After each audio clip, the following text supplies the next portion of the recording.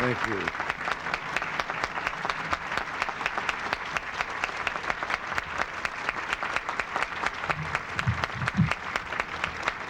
Thank you very much. And ladies and gentlemen, good morning. We gather here today, as we have been so eloquently told, here for a solemn, profound, saddening, and yet triumphant occasion. It's an occasion that commemorates all we've lost, the irreplaceable humanity whose monstrous end will ever testify to the hellish depths of human evil. But it's an occasion that commemorates something else as well. It commemorates the seriousness of our intention as human beings, as Americans, and in the case of many here today, as Jews, to keep the memory of the 6 million fresh and enduring. We who did not go their way owe them this. We must make sure their deaths have posthumous meaning. We must make sure that from now until the end of days, all humankind stares this evil in the face, that all humankind knows what this evil looks like and how it came to be. And when we truly know it for what it was, then and only then can we be sure that it will never come again. Some people say evil of this degree is incomprehensible. They say we will never understand it. Some people even say that the word evil is insufficient to describe the Holocaust, and instead they use terms like mad, crazy, insane. I think they're wrong. What we saw there at Treblinka and Belsen and Auschwitz and Dachau was the image of the inferno. That may have been the ultimate purpose of those who made the Holocaust, a grotesque effort to hurl the earth into the very pit of the serpent. I believe the Holocaust is comprehensible. Indeed, we must comprehend it. We have no choice. The future of mankind depends upon it. And that's what we're here for, to lay the cornerstone for the United States Holocaust Memorial Museum, which will help us understand and make it impossible for us to forget. The Holocaust Memorial Council is committed to this purpose. It is composed of Republicans and Democrats and independents who understand that partisanship has no place here. There are Jews who serve on it, and Catholics and Protestants who understand that religious divisions have no place here. It's composed of those who came through the flames of the Holocaust and those who did not. For we've required no rules for membership except an unyielding commitment to our mission to keep the memory alive. To fulfill that mission, the museum will study the history of the Holocaust, provide an invaluable resource for researchers, and bring together in one place the greatest array of information and knowledge on this necessary subject. It will examine the nature and meaning of the continuing curse that is anti-Semitism. I think all of us here are aware of those, even among our own countrymen, who have dedicated themselves to the disgusting task of minimizing or even denying the truth of the Holocaust.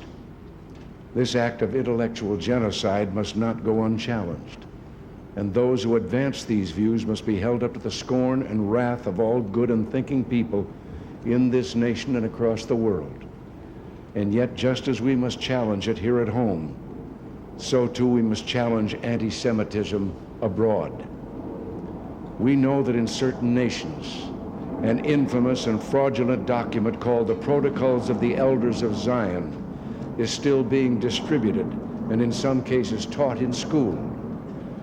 This, the most profoundly cynical piece of anti-Semitic filth ever produced, is full of libels toward the Jewish people, particularly the horrifying blood libel.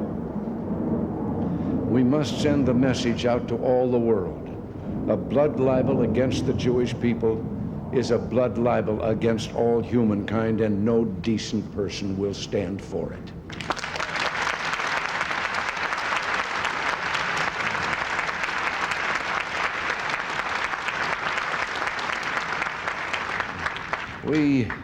We know that the United Nations, whose peacekeepers were honored only last week for their service to the world, has yet to repeal its infamous resolution equating Zionism and racism. We know where such intellectual infamy can lead. The world has learned that when the truth is turned on its head, holocausts become possible.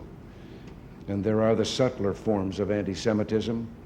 There is the anti-Semitism that seeks to deny Jews their independent identity. In these days of glasnost, we hear talk about liberalizing attitudes toward Judaism in the Soviet Union. But it is still true that a Jew must have courage to rise and say with pride, "Yes, I am a Jew. I wish to study Hebrew, and I wish to emigrate to the homeland of my people." Those who speak those words know what follows them: the despair of waiting for permission to do that which is a basic human right, to go where they will, when they choose. There are still tens of thousands, maybe even hundreds of thousands of Soviet Jews who wait to leave the Soviet Union so that they may live free as Jews. And here, as we lay this cornerstone and vow that the Jewish people will never stand alone against tyranny, I want to ask the Soviet leaders a question. Where are those exit visas? Where are they?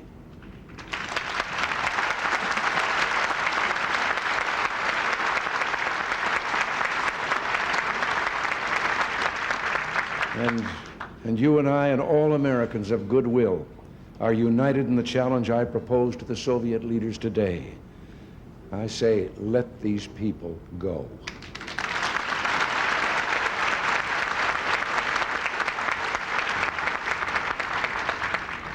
The Jews of silence, Elie Wiesel called them 2 decades ago, but they're silent no more. They're obeying what the great theologian Emil Fackenheim called the 614th commandment, the commandment of Auschwitz. And that commandment is this: let there be Jews. That commandment is dear to the hearts of all. The Jewish people were on this earth at the time of the pyramids. Those structures are still standing, and the Jews are still here. We must make sure that when the tall towers of our greatest cities have crumbled to dust in the turnings of time, the Jewish people will still be on this earth.